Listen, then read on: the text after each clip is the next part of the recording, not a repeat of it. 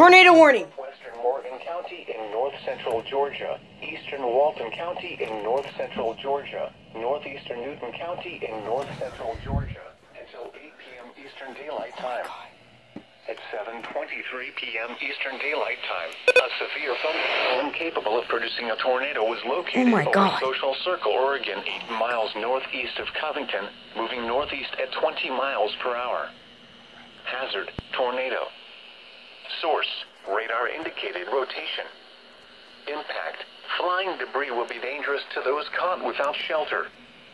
Mobile homes will be damaged or destroyed. Damage to roofs, windows, and vehicles will occur. Tree damage is likely. Take cover now. Move to a basement or an interior room on the lowest floor of a sturdy building. Avoid windows.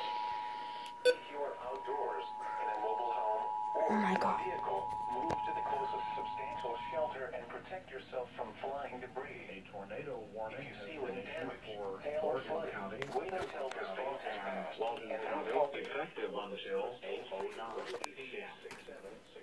676-344-66, or tweet us your report at NWS.